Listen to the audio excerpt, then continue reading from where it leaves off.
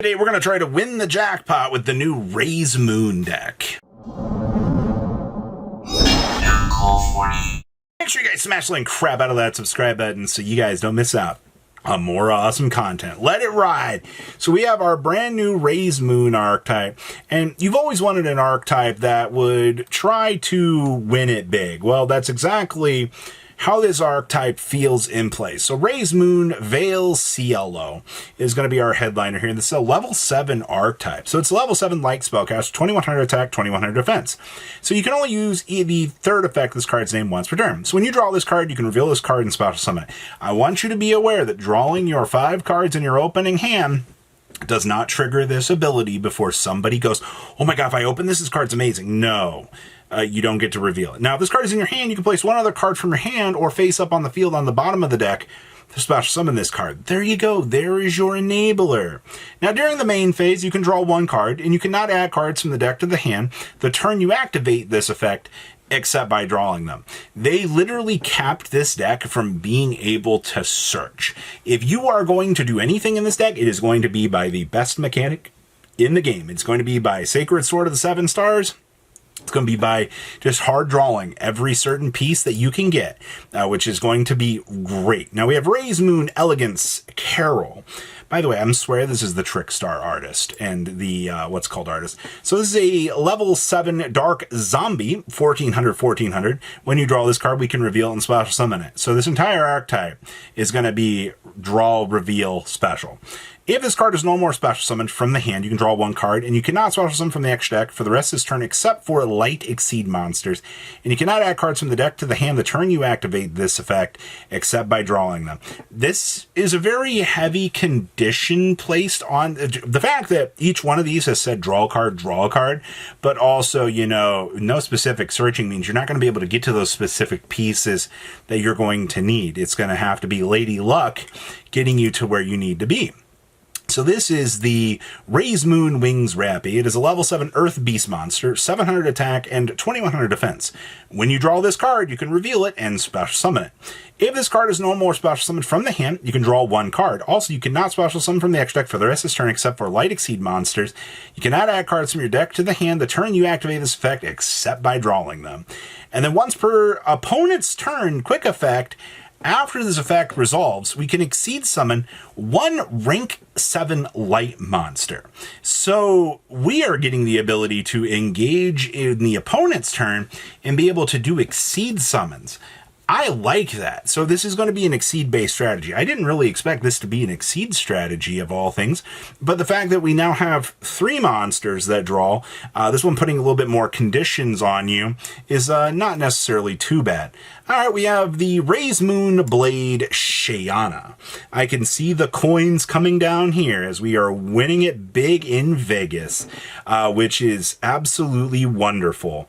So level 7 Wind Warrior, 2800, 2400. This one's got a little bit bigger of a stat line. So you can only use this card's name's third effect once per turn. So when you draw this card, reveal it and special summon it. If this card is special summoned by its first effect, and target 1 monster your opponent controls and place it on the bottom of the deck. Okay, now we can discard this card to draw a card. You cannot add cards from your deck to the hand the turn you activate this effect, except by drawing them. You know, the more I'm hearing these draw effects, the more I want to pull up the old Exodia pile here, and I really want to go to town with this. I think maybe there is something fun with playing this with Exodia just to be able to net yourself all of this advantage. Maybe that's the way we need to go. All right, and then we have our last... we have still more effect monsters here. This one is a dragon. Look at those fists, by the way. And of course, you can see the tail down here. Maybe this is our bouncer. So this is the Raise Moon Lamp Crusader. This is a level 7 Fire Dark Dragon. We can discard, or we can only use the third effect of this card's name once per turn. When you draw this card, we can reveal and special summon it. If this card is special summoned by its first effect, you can target 1 spell and trap card your opponent controls, place it on the bottom of the deck. And we can also, once again, discard this card to draw a card. And you cannot add cards from your deck to your hand during the turn you activate this, except by drawing them. Once again, we have another filter option for the deck. You also only get 5 monster zones with this deck.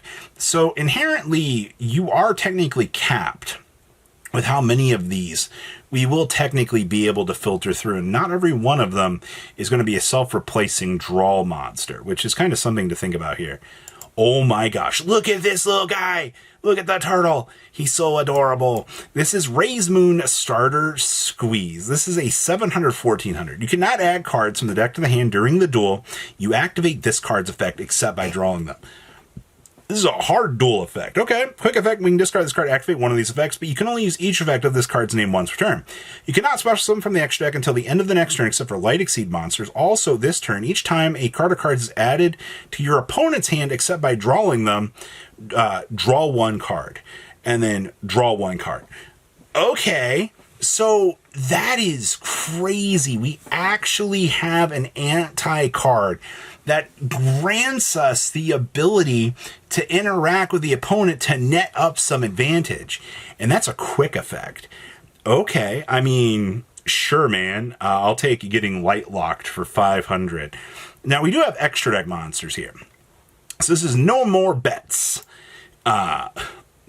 Ray's Moon Sky Cleo. So it's a 21-21, and it is going to be 2 level 7 Rise Moon monsters. This thing cannot be used as material for a fusion, Xyz, or a link summon. Thank you for putting some good old restrictions on my cards. This gains effects while in the extra monster zone, so it's unaffected by the other cards' effects. When your opponent's activated card or effect resolves, it includes an effect that adds a card from their deck to their hand. You can make that effect become draw one. And then once per turn, you can detach one material from this card to draw a card. And if this card is sent to the graveyard by your opponent, you can draw a card. This is a lot of self-replacement, all built on one card. And I quite like the fact that we have a self-replenishing archetype here, but also making the opponent draw a card by overwriting their search. That doesn't seem incredibly good on paper, but the fact that, you know, that does kind of hiccup them a little bit and inconvenience them, that does seem kind of interesting.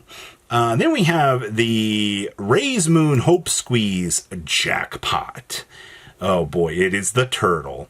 All right, so this is a 2+ level 7s. This is generic. You can only use the second effect of this card's name once per turn. So your opponent's monsters cannot target monsters for attacks except this one. If this card is Exceed summoned or a monster special summoned from the hand, you detach any number of materials from this card to place that many cards your opponent controls on the bottom of the deck in any order. Okay, so this is a free interruption during the opponent's turn, giving us the ability to toggle things. Okay, each time your opponent makes a card or cards leave their deck, except by drawing them, you can attach the top card of their deck to this card. I'm sorry. Sure, we can just start sucking up things from the opponent. Okay, that's cute. Now we have the Ray's Moon, the City That Never Sleeps. Keep in mind here, I think our missing card is another Exceed monster, because it's 24. Ray's Moon, the City That Never Sleeps. The first time each level 7 Ray's Moon monster you control be destroyed by card effect, it is not. That's on a continuous spell, not a field spell. Once per turn, you can activate one of these effects. Place one card from your hand on the top or bottom of the deck, and then draw a card. Oh, sure. If you control a spellcaster Ray's Moon Exceed monster, you can draw one card. And once per turn during the end phase, shuffle all Ray's Moon cards in your graveyard and banishment into the deck. I love being able to reset all of the monsters to be able to return back to doing it again during the next turn. And then, I thought this was Slot Machine on this, but it's actually just the Jackpot turtle.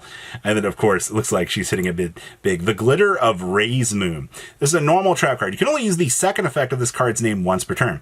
You cannot add cards from the deck to the hand during the duel. You activate this card's first or second effects, except by drawing them. Special summon one Ray's Moon Exceed monster from your extra deck, and if you do, attach this card to it.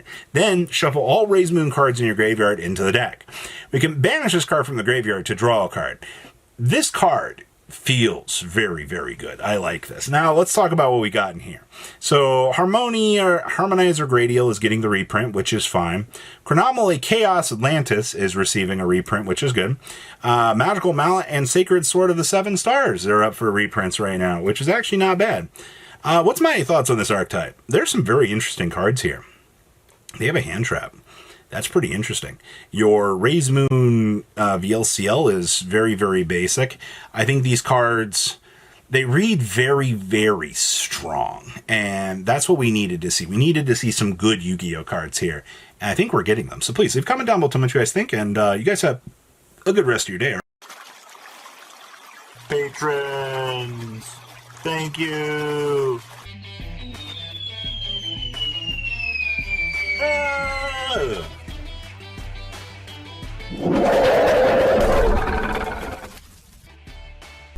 Thank you so much for watching. Check out these other videos.